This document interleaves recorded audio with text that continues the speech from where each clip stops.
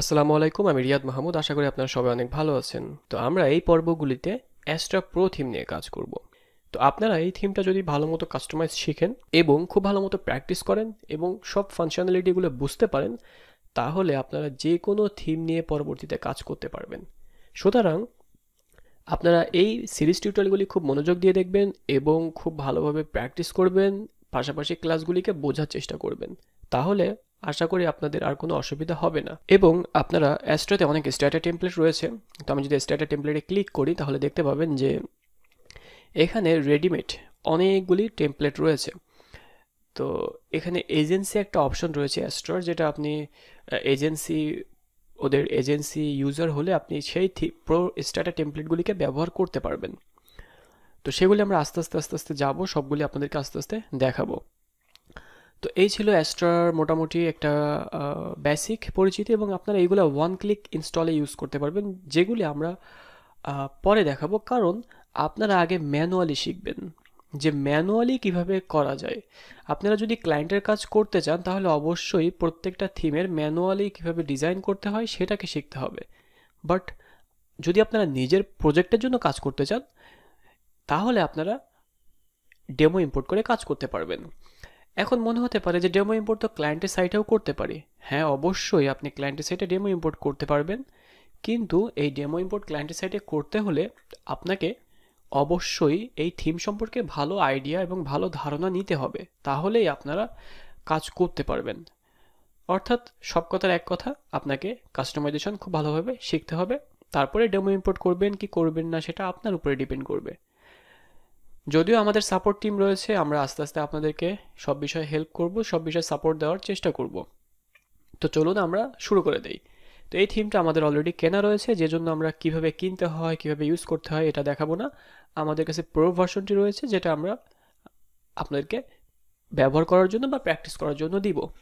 তো এখন আমরা থিমটা ডাউনলোড দেওয়ার জন্য আমরা ডাউনলোডে চলে যাব। আরেকটা কথা বলে রাখি, অবশ্যই আপনারা অ্যাস্ট্রা থিম নিয়ে কাজ করতে হলে আপনাদেরকে অ্যাস্ট্রা থিম না, যে কোনো থিম, সেটা হতে পারে ওয়ার্ডপ্রেস কাস্টমাইজেশন মেইনলি, যে ওয়ার্ডপ্রেস কাস্টমাইজেশন নিয়ে আপনারা যদি কাজ করতে চান, সামনের দিকে আগাতে চান, তাহলে অবশ্যই এইচটিএমএল সিএসএস এই দুইটা জিনিস আপনাদেরকে খুব ভালোভাবে আয়ত্তে রাখতে হবে এবং খুব ভালোভাবে শিখতে হবে। তা না হলে আপনারা ওয়ার্ডপ্রেস অ্যাডভান্স কাস্টমাইজেশনে আটকে যাবেন, ইভেন ক্লায়েন্টের প্রজেক্টেও আটকে যাবেন। তো আমরা ডাউনলোডে চলে আসছি, আপনারা দেখতে পেয়েছেন হয়তো। তো এখানে তাদের কিছু ফ্রি ডাউনলোড প্রোডাক্ট রয়েছে, আপনি কেনার পরে এগুলো দেখতে পাবেন, যদিও এগুলো ওয়ার্ডপ্রেস ডট ওআরজিতে রয়েছে। তো এখন আমরা এখানে খেয়াল করুন যে এটা আমার ডাউনলোড অপশন, আমার অ্যাস্ট্রা প্রো অ্যানুয়াল লাইসেন্স। তো আমি এখান থেকে অ্যাস্ট্রা থিম ডাউনলোড দিব। তো অ্যাস্ট্রা থিমটা এখান থেকে ডাউনলোড না দিলেও হয়। আমরা যেটা করব, অ্যাস্ট্রা চাইল্ড থিম ক্রিয়েট করব একটা। আপনারা যখন ক্লায়েন্টের প্রজেক্টে কাজ করবেন তখন চেষ্টা করবেন যে প্যারেন্ট থিমের পাশাপাশি চাইল্ড থিমটাকেও অ্যাক্টিভ করার। এই চাইল্ড থিমটা অ্যাক্টিভ না করলে আপনারা বিভিন্ন সময় ক্লায়েন্ট যদি অনেক কোডিং করতে চায় বা অ্যাডভান্স অপশন বা অ্যাডভান্স অপশন বা ফাংশন যুক্ত করতে চায়, সেক্ষেত্রে মেইন থিমটাকে এডিট করা লাগতে পারে। সেজন্য আপনারা চাইল্ড থিম ক্রিয়েট করবেন। তো আমি আবার দেখাই আপনাদেরকে, শুধু অ্যাস্ট্রা না, প্রত্যেকটা প্রিমিয়াম থিমেরই চাইল্ড থিম থাকে। এবং আমরা যে যতগুলো থিম নিয়ে কাজ করা দেখাবো, যতগুলো পেজ বিল্ডার দেখাবো, সবগুলোতে এগুলো নিয়ে আলোচনা করবো আস্তে আস্তে, আপনারা এগুলো বুঝে যাবেন। তো এখন আমরা থিমটা ডাউনলোড না দিই, থিমটা আমরা ওয়ার্ডপ্রেস ডট ওআরজি থেকে নিব। তো অ্যাস্ট্রা চাইল্ড থিম বানিয়ে ফেলি একটা আমরা। তো আমরা নিউ ট্যাবে ক্লিক করলাম, নিউ ট্যাবে ক্লিক করে এখানে চাইল্ড থিমটা তৈরি করব। তো চাইল্ড থিম এখানে একরকম, বাট অন্য অন্য জায়গাতে চাইল্ড থিম দিয়ে দেয়। তো এখানে আমরা লিখবো যে অ্যাস্ট্রা চাইল্ড। তো আমরা চাইল্ড থিমটা ক্রিয়েট করে ফেলেছি। এবার আমরা লোকাল সার্ভারে কাজ করছি। খেয়াল করুন, আমরা লাইভ সার্ভারে কাজ করছি না, আমরা লোকাল সার্ভারে কাজ করব, যাতে করে আপনাদেরকে এই লোকাল সার্ভারে কাজ করলে একটু দ্রুত কাজ করে লাইভ সার্ভারের থেকে। তো আমরা থিম দুইভাবে ইনস্টল দিতে পারি। আপনারা যারা বেসিক দেখেছেন তারা আশা করি এটা ক্লিয়ারলি বুঝতে পারবেন। এক হচ্ছে থিমের মধ্যে যে এখান থেকে add new, upload theme, then choose file, আমরা এইভাবে আপলোড করতে পারি। আর যারা লোকাল সার্ভারে ওয়াম্প ইউজ করছেন তারা আপনারা অন্যভাবে ইউজ করতে পারবেন। তো লোকাল সার্ভারে আমরা চুজ ফাইলে ক্লিক করে যদি আমরা ডাউনলোড দিতে চাই বা থিম ইনস্টল করতে চাই, তাহলে সেক্ষেত্রে একটু অসুবিধা হয়, একটু সময় লেগে যায়। তো আমরা যেটা করব, আমরা যে এখান থেকে অ্যাস্ট্রা চাইল্ডটি আপলোড করেছি, ডাউনলোড করেছি, সেই চাইল্ড থিমটা আমরা এখানে আপলোড এখান থেকে ড্র্যাগ করে করতে পারি, এখানে ক্লিক করে করতে পারি, বাট এই কোনোটাই করবো না। আমরা এখান থেকে যে কটা আছে এই কোনোটাই করবো না, যেহেতু আমরা লোকাল সার্ভারে কাজ করছি। তো লোকাল সার্ভারে কাজ করতে হলে ভালো মতো তখন যে কোনো সমস্যা এড়ানোর জন্য আপনারা ডিরেক্টলি ডাব্লিউ ডিরেক্টরিতে যাবেন।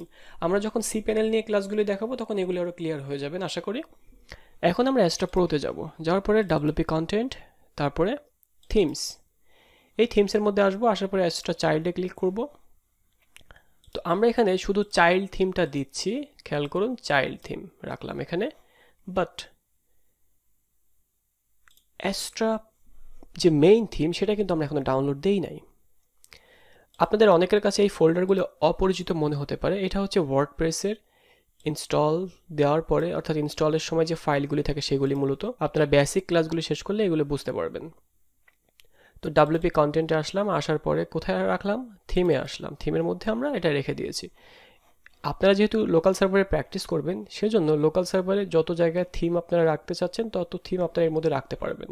এরপর আপনারা যত প্লাগইনস রয়েছে সেই প্লাগইনসগুলি আপনারা এখানে রাখতে পারবেন। তো আমরা এইভাবে আস্তে আস্তে দেখাবো, আপনারা আশা করি বুঝতে পারবেন। আর যদি কোনো অসুবিধা হয় অবশ্যই গ্রুপে পোস্ট করবেন, আমরা হেল্প করব। তো এখন দ্বিতীয় যেটা আছে সেটা হচ্ছে আমাদের থিমটাকে ডাউনলোড দিতে হবে। তো থিম ডাউনলোড দেওয়ার jন্য আমরা যেটা করব, astra.com ওয়েবসাইটে এসেও ডাউনলোড দিতে পারি। আবার আমরা wordpress.org এখান থেকেও থিমটা ডাউনলোড করতে পারি। এখানে আসার পরে আমরা থিমসে চলে যাব, দেন এখানে আসবো astra ডাউনলোড, দেন আমাদের ডাউনলোড হয়ে গিয়েছে। এখন আমরা যেটা করব, আমাদের এখানে চলে আসলাম, আসার পরে ডাব্লিউপি কন্টেন্ট এখানে ওপেন করি, ডাব্লিউপি কন্টেন্ট ওপেন করেছি। দেন আমরা আমাদের যে থিম ডাউনলোড করেছি আমরা এখানে থিম ফোল্ডারে চলে যাই, আর এই থিমটাকে ওপেন করি। এরপরে লেফট সাইডে আমরা আমাদের যে ডাব্লিউ ডিরেক্টরি রয়েছে সেটা ওপেন করলাম। এখন জিপ ফাইল থেকে আমরা থিমটাকে ড্র্যাগ করে ডাব্লিউ ডিরেক্টরিতে রাখবো। আপনারা এই উপরে খেয়াল করুন যে আমি কোথায় আছি। আমি ওয়াম্প W Astra Pro WP content themes এর মধ্যে থিমগুলোকে রেখেছি। দুইটা থিম নিয়েছি, একটা হচ্ছে অ্যাস্ট্রা ফ্রি আর একটা হচ্ছে অ্যাস্ট্রা চাইল্ড, এটাও ফ্রি। তো এই দুইটা ফ্রি থিম। এখন মাথায় রাখবেন আমি কিন্তু এখনও অ্যাস্ট্রার যে প্রো ভার্সন সেটা কিন্তু এখনও ইনস্টল করি নাই। তো আমরা আবার থিমে চলে যাই, আসার পরে খেয়াল করুন অ্যাস্ট্রা আর অ্যাস্ট্রা চাইল্ড। তো যখন প্যারেন্ট থিম থাকে, তো প্যারেন্ট থিম থাকলে আপনি প্যারেন্টটা অ্যাক্টিভ করা লাগে না, শুধু চাইল্ড থিমটা অ্যাক্টিভ করলে এনাফ। এই চাইল্ড থিমটা অ্যাক্টিভ হয়ে যায় এবং এখানে কিছু কোড করা আছে যেটাতে বলা আছে যে যখন প্যারেন্ট থিমটি থাকবে এই ডিরেক্টরিতে তখন চাইল্ড থিমটি অ্যাক্টিভ হয়ে যাবে, অ্যাক্টিভ করলে অ্যাক্টিভ হবে, অন্যথায় হবে না। তো এখানে বলছে যে অ্যাক্টিভ করার পরে তাদের কিছু স্ট্যাটাস টেমপ্লেট রয়েছে, তো আপনি চাইলে এখান থেকে গেট স্টার্টে ক্লিক করে সেগুলো করবেন। তো এগুলো আমরা আস্তে আস্তে দেখাবো, আগে আমরা ম্যানুয়ালি দেখাবো আপনাদেরকে, তারপরে আপনাদেরকে আরও দ্রুত কীভাবে কাজ করবেন সেগুলি দেখাবো। এতটুকু যতটুকু দেখিয়েছি আশা করি আপনারা বুঝতে পেরেছেন। এখন আমরা যেটা করব, অ্যাস্ট্রার প্রো ভার্সন যেটা আমরা ডাউনলোড দিব সেটা হচ্ছে Astra pro add on plugins.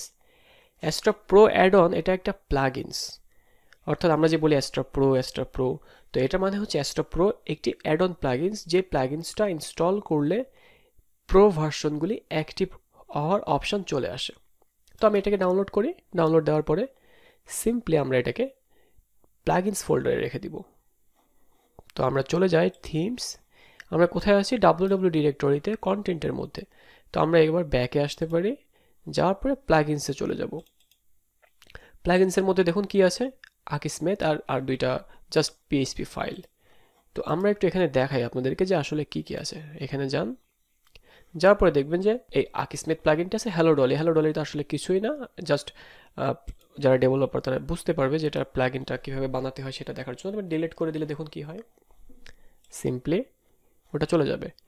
এখন আমরা যেটা করব, আমরা প্লাগইনস ফোল্ডারের মধ্যে অ্যাস্ট্রা অ্যাড অন প্লাগইনসটি রাখবো। তো খেয়াল করুন আমরা কোথায় রাখছি, এটা হচ্ছে আমাদের জিপ ফাইল, আর লেফট সাইডে কি আছে, অ্যাস্ট্রা প্রো WP কন্টেন্ট প্লাগইনসের মধ্যে অ্যাস্ট্রা অ্যাড অন প্লাগইনসটা রাখছি। এটাই হচ্ছে অ্যাস্ট্রা প্রো। কেটে দিলাম। এখন আমরা যাব, আমাদের থিমটা কিন্তু অ্যাক্টিভ করা হয়ে গিয়েছে। এবার আমরা প্লাগইনস ফোল্ডারে আছি, তাই না? তো এখানে আমরা একবার রিলোড দিব। রিলোড দেওয়ার পরে দেখুন অ্যাস্ট্রা প্রো চলে আসছে। তো এখানে আমরা অ্যাক্টিভে ক্লিক করব। অ্যাক্টিভ ক্লিক করার পরে আপনাকে বলবে যে এই প্রোটা অ্যাক্টিভ করার জন্য। তো একটা কথা আপনাদেরকে বলে রাখি, আপনারা যদি রেগুলার আপডেট চান বা রেগুলার আপডেট নিয়ে কাজ করতে চান বা ক্লায়েন্টের সাইটে অ্যাক্টিভ করতে চান, সেক্ষেত্রে আপনাকে এটা অ্যাক্টিভ করতে হবে। অন্যথায় অ্যাক্টিভস ছাড়াও আপনি এর যাবতীয় সব ফ্যাসিলিটি লোকাল সার্ভারে প্র্যাকটিস করতে পারবেন। আবার অনেকে মনে করতে পারে যেটা অ্যাক্টিভ করা মানেই হচ্ছে স্ট্যাটার টেমপ্লেটের এজেন্সি ভার্সনগুলি পাওয়া। আসলে এজেন্সি ভার্সনের জন্য কিন্তু অ্যাস্ট্রা প্রো না, তার জন্য আবার এজেন্সি লাইসেন্স নিতে হবে আপনাদেরকে। তো এগুলো আস্তে আস্তে আপনারা বুঝে যাবেন। তো আমি এখন এটা কেটে দিই, এগুলো যা আছে, এবং এটাকেও কেটে দিই। তো এটা অ্যাক্টিভ করার জন্য আপনারা এখানে অ্যাক্টিভে ক্লিক করবেন। যেহেতু আপনারা প্র্যাকটিস করবেন, তো প্র্যাকটিসের জন্য এটা অ্যাক্টিভ না করলেও আপনি প্র্যাকটিস করতে পারবেন। সেজন্য লোকাল সার্ভারে এটা অ্যাক্টিভ করা সম্ভব না, অর্থাৎ আপনাদেরকে আমরা করে দিতে পারবো না। আপনাদের যদি লাইভ সার্ভার থাকে তাহলে আমরা অ্যাক্টিভ করে দিতে পারবো ইউজার এবং পাসওয়ার্ড দিলে। তো এখানে লাইসেন্স কিটা পেস্ট করতে হবে। তো লাইসেন্স কিটা আমি নিয়ে আসি। তো লাইসেন্স কিটা আমি এখানে পেস্ট করে অ্যাক্টিভ করে দিয়েছি সিম্পলি। এই লাইসেন্স কি যেহেতু তারা একটাই দেয়, এই জন্য আমি পাবলিকলি লাইসেন্স কিটা না দেখিয়ে আমি ভিডিওটা পজ করে এটা অ্যাক্টিভ করে দিয়েছি। তো ঠিক আছে, এটা সিম্পলি আপনারা অ্যাক্টিভ করতে পারবেন, এবং এটা আমরা করে দিব। যখন আপনারা নিজেরা থিমটা কিনবেন তখন নিজেদের লাইসেন্স কি নিজেদের কাছে রেখে দিবেন, বাট যখন আপনারা প্র্যাকটিসের জন্য আমাদের কাছে থেকে নেবেন তখন আমরা নিজেরা অ্যাক্টিভ করে দিব।